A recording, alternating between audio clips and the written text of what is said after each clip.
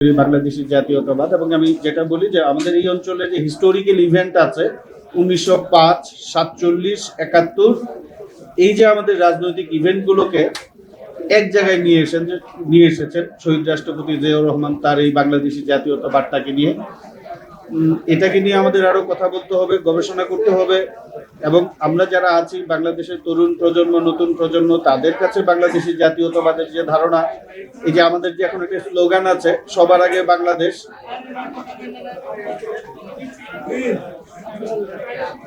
একটু আপনারা একটু দয়া করে থামবেন, তাহলে অনেক কথা বলতে সুবিধা হয়। জি প্লিজ। হ্যাঁ, আর আমি যেটা লেখালেখি করি, আমার লেখালেখির মূল বিষয়বস্তুই হচ্ছে আমি বাংলাদেশের জাতীয়তাবাদটাকে নিয়ে গবেষণা করার চেষ্টা করি, বিশ্লেষণ করার চেষ্টা করি, এটার কি কি সুবিধা আছে, জাতীয়তাবাদের কি কি অসুবিধা আছে, এগুলা নিয়ে আমি লেখালেখি করার চেষ্টা করি। এই বইটাতে আপনারা বিস্তারিত পাবেন।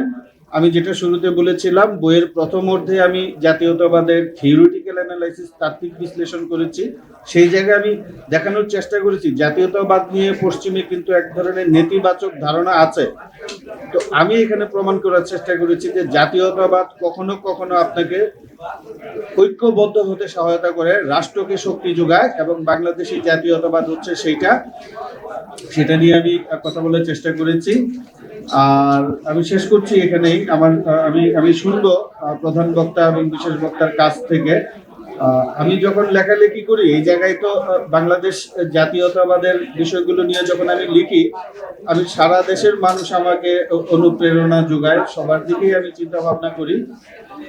কিন্তু আমাদের এটা আসলে না বললেই না, আমাদের অনুপ্রেরণার বা আমার লেখালেখির যে মূল জায়গা বা চিন্তার ভাবনাটা, সেটা হচ্ছে রাষ্ট্রপতি জিয়াউর রহমান প্রবর্তিত তার যে রাজনীতি, তার যে দার্শনিক যে একটা জায়গায় উনি বাংলাদেশের রাজনীতিতে ভূমিকা রেখেছেন, সেইটা নিয়ে আমি কাজ করতে চাই বা কাজ করি, এবং সেটা আমাকে অনুপ্রেরণা যোগায়। আর অবশ্যই মঈন খান স্যার, রিজভী ভাই আছেন, ওনারাও আমার অনুপ্রেরণার জায়গা। কারণ আমি যখনই একটা কিছু লিখি ওনাদের কাছ থেকে নিয়মিত ফিডব্যাক পাই, বলেন আমাকে যে এই লেখাটা ভালো হয়েছে বা এইভাবে লিখলে আরো ভালো হতো, এইভাবে লেখা যায় কিনা। তো ওনাদেরকে ধন্যবাদ আজকের এই অনুষ্ঠানে আসার জন্য। আমি বক্তব্য দীর্ঘায়িত করব না, আমরা বরং প্রধান অতিথি এবং বিশেষ অতিথির বক্তব্যটা শুনি।